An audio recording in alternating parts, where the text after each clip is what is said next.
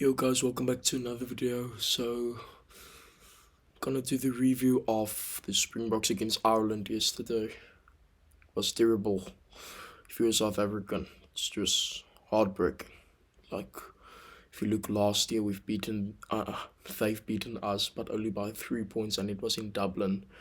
And thinking that because we are playing on neutral ground, maybe it can be a different case.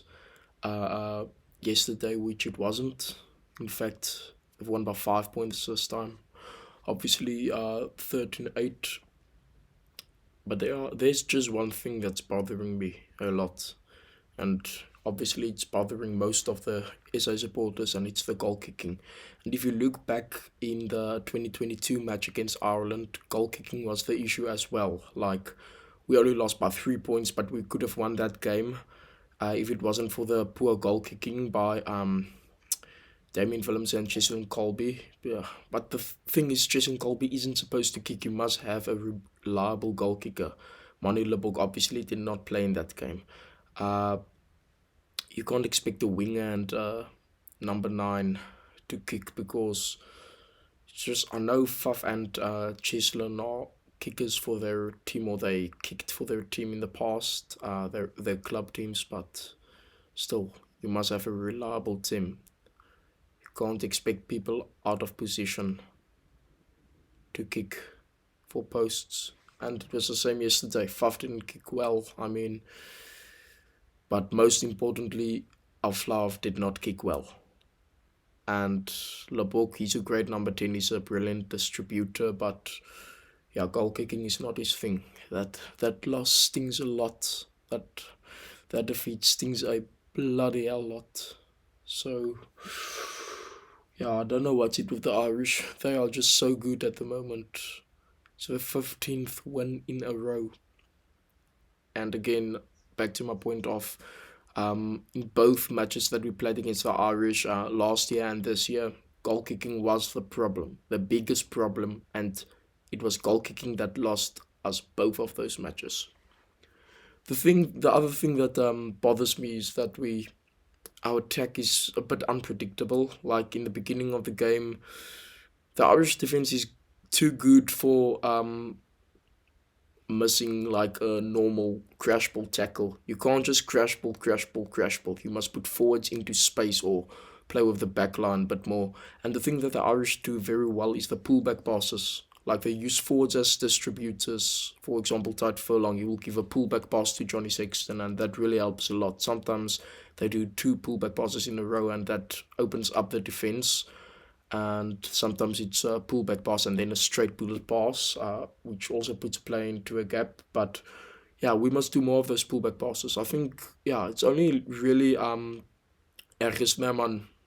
I think he did the most pullback passes for us this year, because obviously he learned about the pullback pass when he played for Munster, and Munster under Graham Roundtree and Mike Prendergast. You guys know they also love the pullback pass. The Irish attack, the national team's attack, and Munster's attack is very, very similar. So I think, yeah, there's some kind of connection there. But yeah, because when Johan van Graan was with Munster, they didn't attack that well, and Roundtree really changed the way of playing there. But anyway, the thing is that Ergens Merman, he's used to doing that because he plays for Munster. So I actually counted the amount of times not counted, like, I don't know how many times, but I can remember the times when we did pullback passes this year. Very few, and most of them came from Ergens Merman, because obviously, as I said, he's learning that from Munster. Uh, but yeah, we must improve our attack. I think my personal way of how I think we should beat Ireland, or any team should beat Ireland, is number one, beat them with their own game, basically. Like, attack with the same structure, the same style of attack. Just beat them at their own game.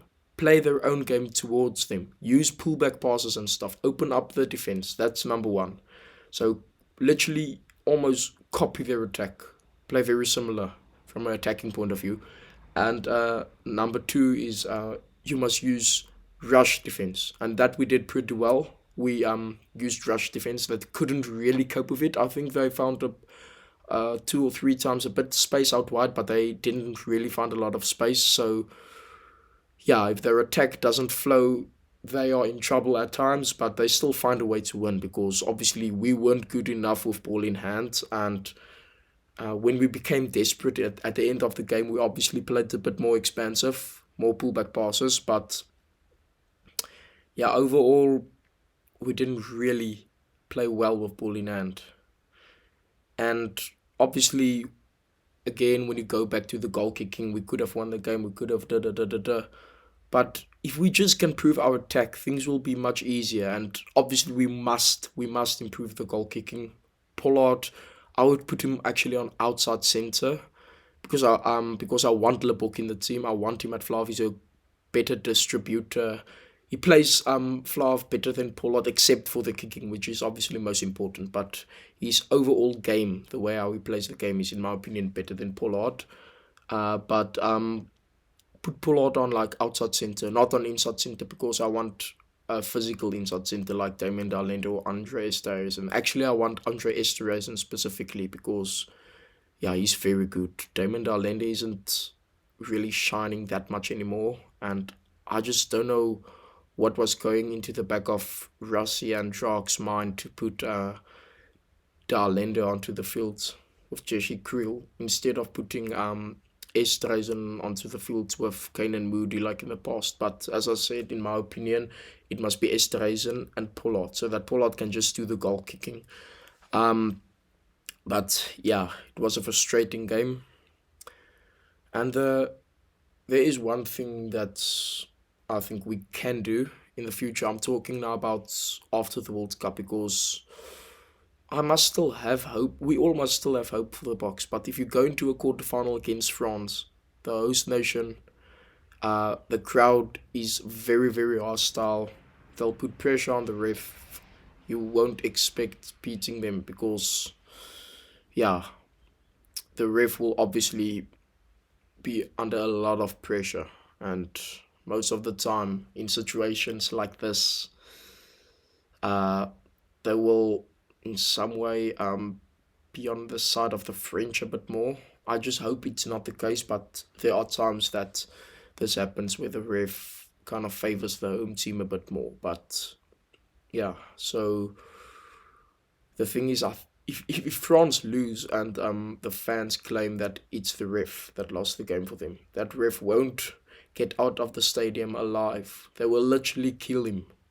That's how hostile they are. They are very aggressive, the French fans. They boo for literally everything that's not going their way. But yeah, I just hope we can beat them. But anyway, back to my point about after the World Cup. I think after the World Cup, the fact that Felix Jones, our current attack coach, is leaving to go to England, and also our head coach obviously is taking also care of the defense. Jacques Nienaber, he's leaving to Leinster. There are two open places in our coaching staff for one for attack coach, one for a defense coach. Now, defense coach, I would prefer Joey Mongalo, who did a brilliant job with the Bulls. Not the previous season, the season before that, the first season of Super Rugby, because they obviously went to Leinster and beat them there, and most of that went down to their defense. The biggest reason for the victory in Leinster was because of their brilliant defense. And Mongalo, he did a really good job there. Even in the Curry Cup of the Sharks, he did a great job. But the biggest thing that I want to Rassi to do is and the most important in my opinion, obviously the defense coach is important. Uh, but what I'm focusing on more is the attack. I think we must bring in Mike Cat as attack coach of the Box next year because he's obviously Ireland's attack coach at the moment, and their attack is literally the best in the world. It's insanely good. It's quite simple and obvious to like everybody knows what they will do, but I think it's just a bit hard to stop it. They use a lot of pullback passes, etc. But the thing is, Mike Cat was born and raised in South Africa. He's got a South African father. I think his mother was from England, so his mother was English, which made him qualify as a Englishman. So then he went on to play for England because I think at the time it was apartheid in South Africa, so we were isolated from rugby at the time, so he couldn't play for the Springboks. Yeah, I think he would. I can't speak for him, but in my personal opinion, I think he would have wanted to play for us because he grew up here and everything. He's got a South African father, but yeah, eventually he went on to play for England. But he's got South African blood in him, and he grew up here. He was born here, so I think it would be a good addition to the team if we can bring Mike Catton as attack coach next year because, as I say, he's also actually a South African, and it's quite weird to think about it this way. That Ireland, they beat us, and one of the members of the coaching staff who plays a key role is actually half South African. So, you know, and his other half of the blood isn't even Irish. Now I know they people tend to buy coaches from other countries these days, but it's just weird to think about it this way because Ireland's attack is the best in the world, and they're uh, and Mike Cat is obviously then the best attack coach in the world, and to think that he's got South African blood in him really makes me feel like yes, so listen, we must bring him to the box. It will be a brilliant genius move from Rassi if he can bring my cat to the Springboks. So obviously the World Cup is not over, but the problem is there is a chance for us to exit the quarterfinals because it will be very hard for us to beat France. Even though they don't have Dupont, uh, it will still quite be hard to beat them. So I'm just thinking a bit like what we must do after the World Cup. I shouldn't, but I'm just trying to think of solutions for after the World Cup, what we can do to move forward.